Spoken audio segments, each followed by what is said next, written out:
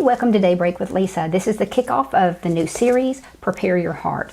And this doesn't just have the idea with it of preparing our hearts for what's to come, though we do want to address that because we as those who believe in the pre-tribulation rapture, we're already seeing way more for the setup of the tribulation than we want. But this actually has more to do with preparing our heart to meet the King, to meet Jesus, because so many people, they are not in a place where they feel excited about meeting Jesus. And so that's something we want to talk about. Like the kickoff that I'm wanting to call it heart check, that we need to find out where is our heart with Jesus right now.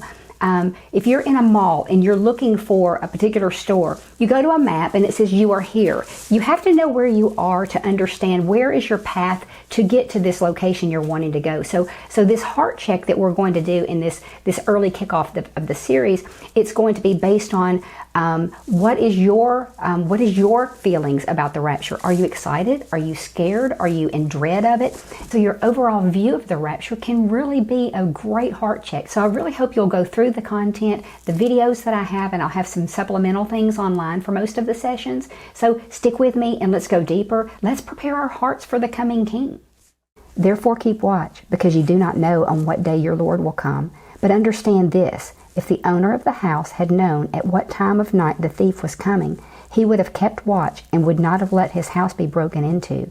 So you also must be ready, because the Son of Man will come at an hour when you do not expect him.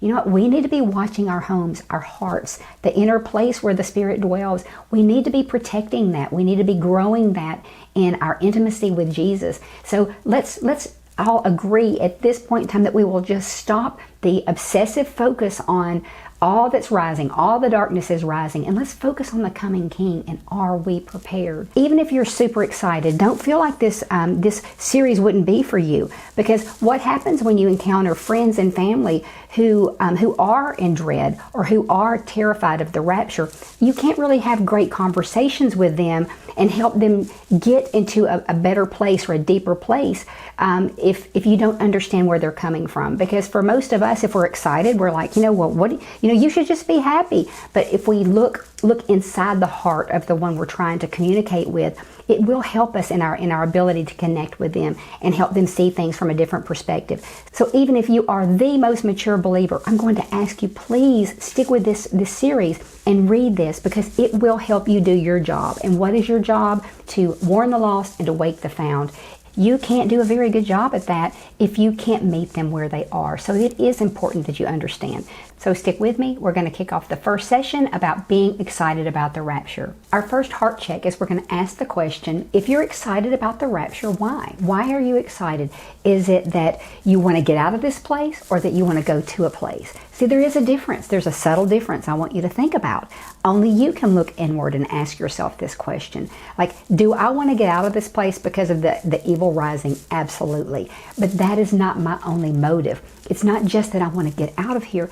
I know where I'm going. I know to whom I'm going, and I'm excited about that. So the rapture to me is about being with a person. It's about being with Jesus and being with God the Father. It is not just my escape hatch. It's not just my rescue from this place. Though I have to say, it sounds great to me to be rescued from what we're looking at and what we see coming. So there's nothing wrong with feeling that way. But if that's your only motive, it's something you really need to consider. You need to look deep within and ask, is my excitement because I'm going to see Jesus? So many believers I know, they don't have that excitement. They'll tell me about streets of gold. They'll tell me about all the things that they hope that will be in heaven, like me brownies. I hope there's just unlimited brownies. I hope there's great things. People want to see relatives. I want to see relatives.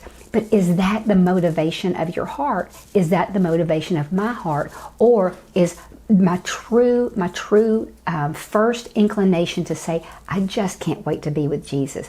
So if you can't say that, and again, only you know that is it really about Jesus, or is it about being gone from here and being somewhere else, or with other family members? So will you take the time? I'll try to write something up and give you some verses, but take the time to go through this supplemental material. Just look at it and do some introspection, because even though that seems like a very subtle difference in, do I want to be gone from here, or do I want to be there with Jesus? It is subtle, but it really is a good heart check. It's a good thing to look at and ask yourself, where is my heart? Am I really excited about being with Jesus?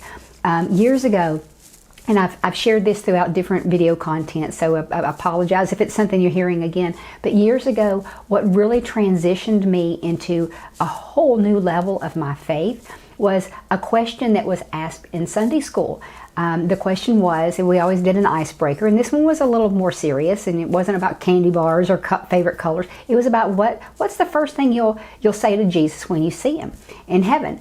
And so, one lady, her first statement would have been, she said, I would just say, why me? Meaning, why did he choose me?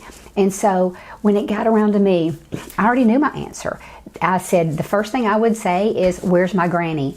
I absolutely meant that. I really meant the first second I saw Jesus, I would just look at him and say, where's my granny?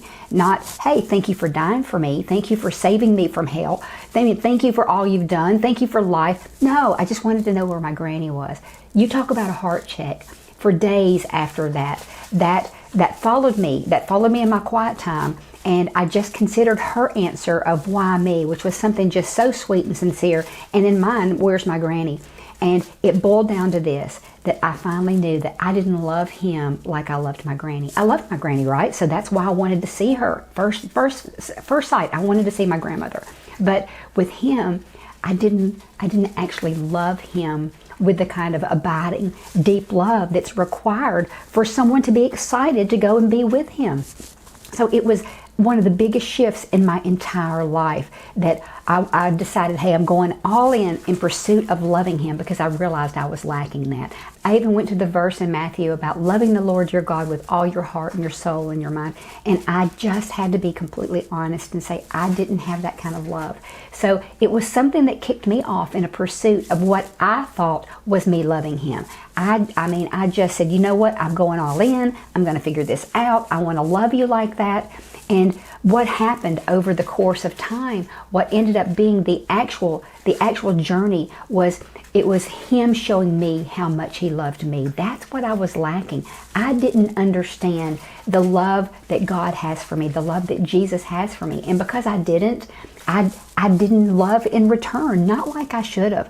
So had you have asked me back during that season, hey, what are you more excited about the rapture for? Is it to get out of here, or is it to go to a person, not just a place, but to a person?